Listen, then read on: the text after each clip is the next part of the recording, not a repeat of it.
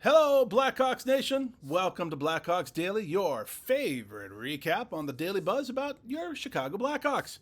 I'm your host, PJ, so let's get into the top four topics for today. So, yesterday I'd mentioned I'd dive a little deeper into the other picks that we grabbed on day two of this year's draft, so here we go.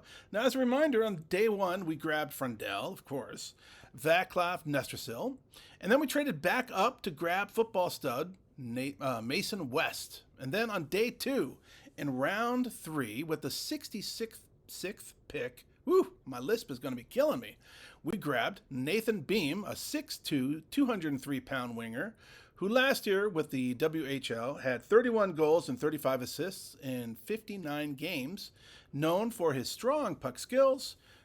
And then with the 98th pick in round four, we grabbed Julius Sumpf, and he's something. 6'2", 190-pound center in the QMJHL, very productive with 26 goals and 39 assists in 58 games, plus 16 points in 19 playoff games to help his team win the title, and is known as a natural leader. He was the assistant captain, and also tagged as being ready for the AHL. And then in the fourth, with the 107th, we grabbed left winger Parker Holmes, a 6'4", 214-pound bruiser with limited offense this past year. He had 1 goal in 21 games, but he also missed a good part of the season with a torn labrum. But he's known for his high energy and more of a long-term prospect. And then in the sixth round, with the 162nd pick, we got 6'5", 216-pound D-man Ashton Cumby, who had 13 points and 102 penalty minutes over 68 games, known for being a big, punishing physical force, who's projected to be a bottom pairing in the NHL or high in the AHL.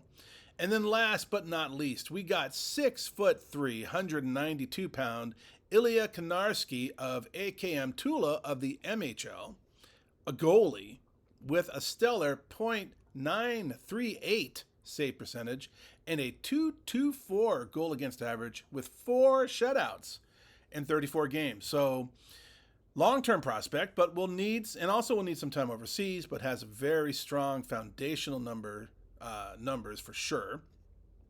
And you know what? I mean, kind of solid all the way through if you think about it. I mean, I think for a draft, not too shabby with all the players, long-term prospects for sure, but all in all, good. I don't know. I'm pretty happy with it. So there it is. Okay, moving on from there. So news, really not news. Frondell officially signed. So now the question is, what is he really doing? So we talked about him going back to Sweden. We talked about how that's probably a good idea.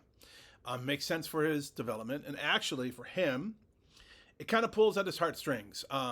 Djurgården, and I'm going to butcher this name, but I think it's Djurgården.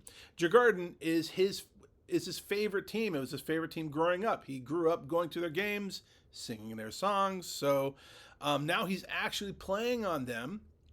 They lost last year in the finals against their arch rival. So he kind of has a bone to pick. So he wants to go back home. He wants to pick up where he left off, and he wants to tie up those loose ends before a long and glorious career here in Chi-Town. So it kind of makes sense. And of course, as one of you intrepid watchers also pointed out, he's playing with Marcus Kruger, so he's got some great people to lean on and learn from while he's there.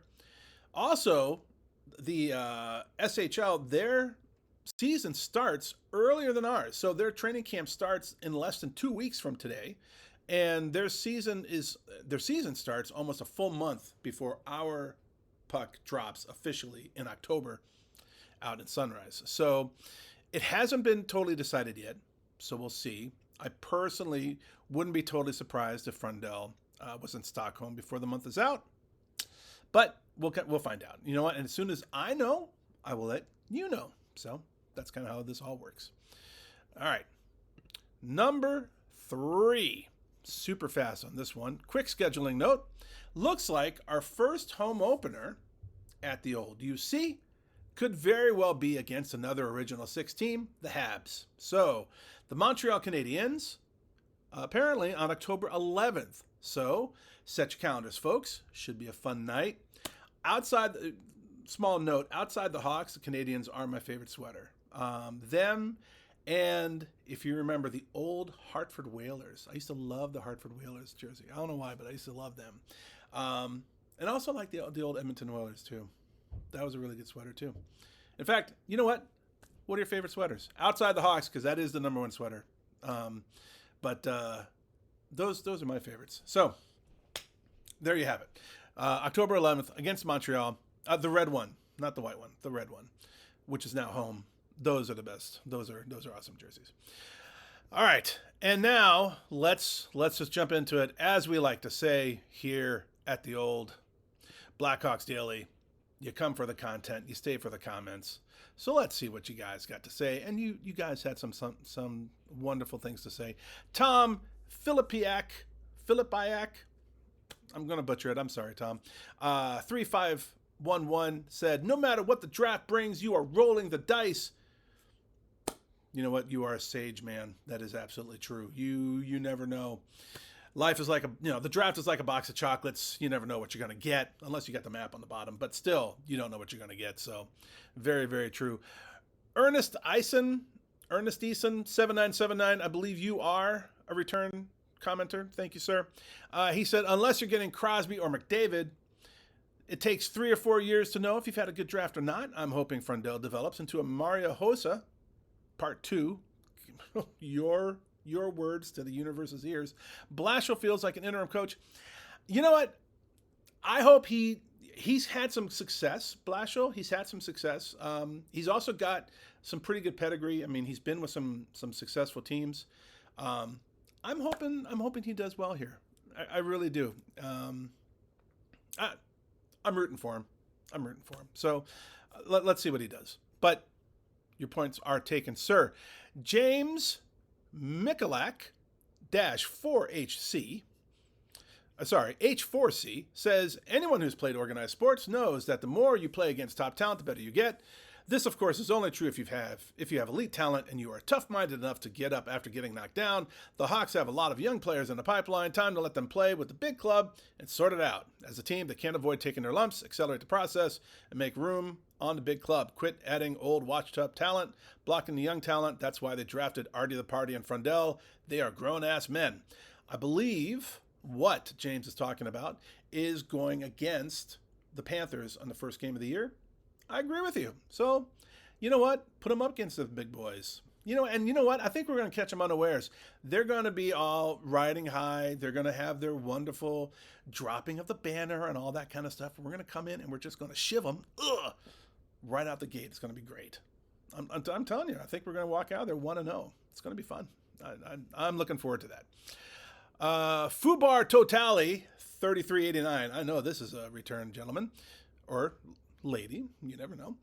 If Pittsburgh gets McKenna, that's going to be too much of a coincidence. Lemieux, Crosby, and now McKenna, and once again, just in time, strains credibility at best. I agree. There's nothing like a great conspiracy theory to get old conversations going. So, yeah, that's true. And Pittsburgh, who cares? Well, who cares about Pittsburgh? Beans 7014 says, we could be stuck with Bowman contracts, only signing in free agency and going one and done like the Blues.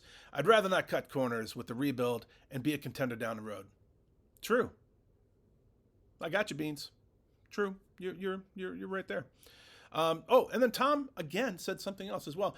Tom Filiapak 3511 said, first and foremost, get rid of Chicago Sports Network. Otherwise, we are back in the Arthur Wirtz era. And if you don't remember, some years ago, ESPN Magazine did a story, if I remember this correctly, they did a story of the top 120 sports teams in America. And in that story, they ranked all of the top teams, and they ranked like stadium, fan base, they ranked everything. Chicago was dead last. It was dead. Chicago Blackhawks were dead last.